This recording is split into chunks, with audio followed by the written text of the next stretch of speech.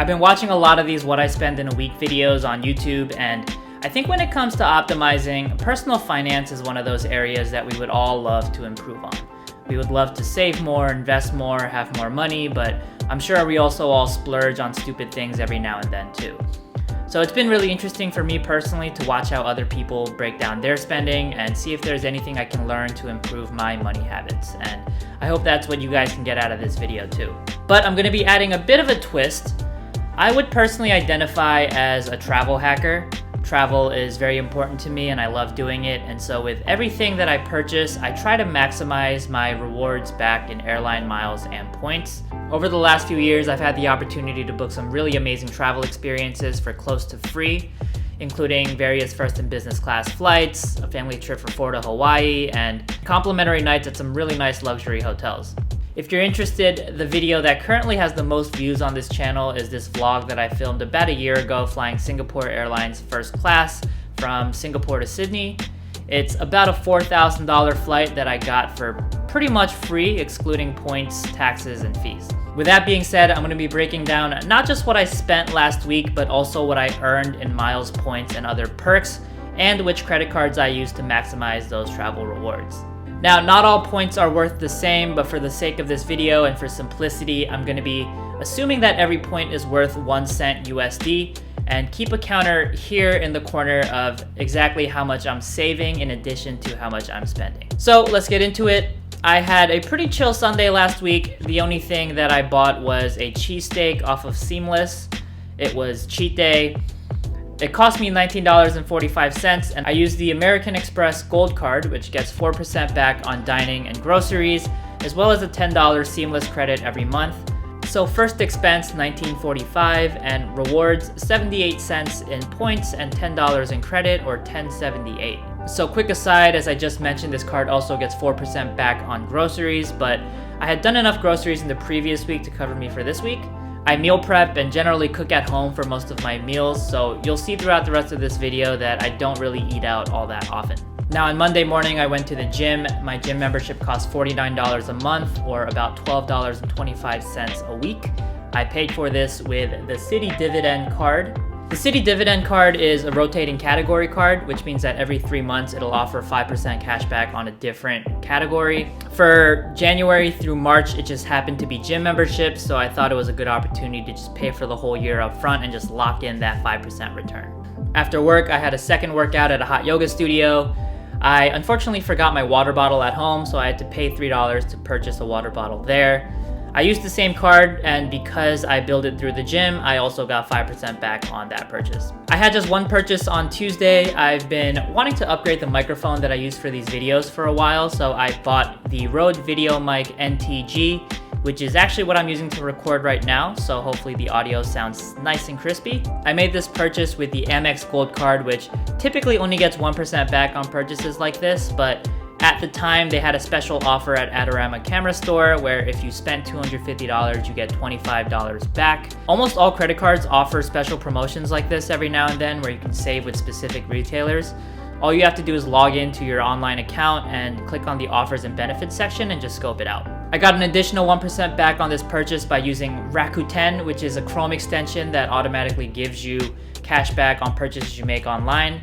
And because it only works on online purchases, I actually bought this on the web first and then walked over to Adorama Camera Store later to pick it up in person. Knocked off a pretty solid $30.42 off of my purchase. On Wednesday, I went to get a $30 haircut, and unfortunately my barbershop is cash only, so no points there. Thursday for lunch, I was starting to get pretty sick of my meal prep, and so I went to an Indian halal food truck. Also cash only, so no points here, but it only cost me $8. After work, I met up with a few friends for dinner and drinks. My expenses totaled $60.29, but I offered to put down my Chase Sapphire Reserve for the whole table and have my friends Venmo me back. That way I could get 3% back on the whole tab, which is $267.20, and knock off a pretty solid $8.02 off of my evening. Not bad. I did a similar thing the following night on Friday when a few friends of mine decided to go see SHAQ DJ in Brooklyn. Yes, SHAQ.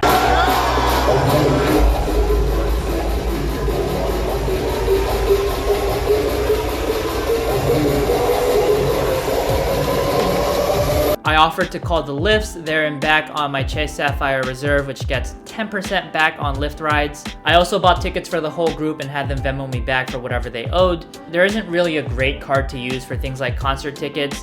The only one that I can think of is the City Premier, which gets 2% back. But I personally charged it on the Chase Freedom Unlimited, which gets 1.5% back, which is better than 1% or nothing. In total, I ended up spending $52.70 on my evening, $42.34 for the ticket, and $10.36 for the lift, and got $6.68 back in rewards. Saturday, I woke up and headed to Penn Station. I was visiting my parents who live out in New Jersey. The train ticket cost me $9.75, which I got 3% back on with the Chase Sapphire Reserve. I got pretty hungry waiting for the train, so I bought a snack at Wasabi for $3.60. Made the purchase with the Amex Gold Card, 4% back. Lastly, when I got to my parents' place, my dad asked me to buy something for him on Amazon for a home repair project he's doing. It cost me $24.47, and I got 5% back with the Amazon Visa card. So 2 last things I want to cover, subscriptions and fees.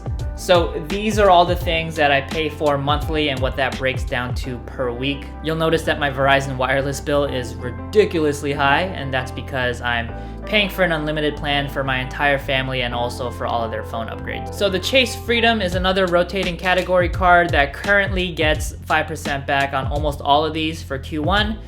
The only exception is Epidemic Sound, which I'll get back to in a minute. The thing about having credit cards is obviously some of them can carry some pretty hefty fees. So these are all the cards that I currently own that have an annual fee and what that breaks down to per week.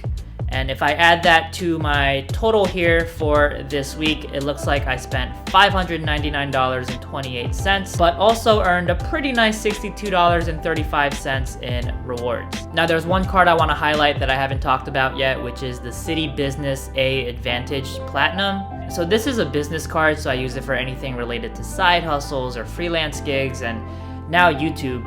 And so this is what I charge Epidemic Sound on. I opened this card up a few months ago because they were offering 75,000 points as a sign-on bonus, and this happened to be the week that those points hit my account. Now, obviously, I don't earn $750 in sign-on bonus points every week, but for this particular week, if I take this into consideration, it looks like my final rewards balance is $812.35, making my final balance negative $213.07. So I hope you found that little exercise interesting. Even without that big $750 sign-on bonus, I ended up averaging about a 10% return on everything that I spent money on this week. So it just goes to show that if you play the points and miles game right, you can save a lot of money over time. The only caveat, and this goes without saying, is obviously credit card debt is no joke. Credit card interest can be really high, so this only works if you have the discipline to pay off your credit cards in full every month and treat it like cash. We also made the assumption today that every point is just worth 1 cent, but the real trick here with the points and miles game is that you can sometimes redeem these points to be worth 2, 3, 5, 10 cents sometimes. And so with the 6,235 points that I earned, if I redeemed them properly, instead of making them worth $62.35, I could make them worth $623.50. But I'll probably dive into that topic in a future video if you guys are interested. For now, I'll link to the Singapore Airlines video that I had mentioned previously if you guys want to check that out, and peace out for now. Thanks for watching.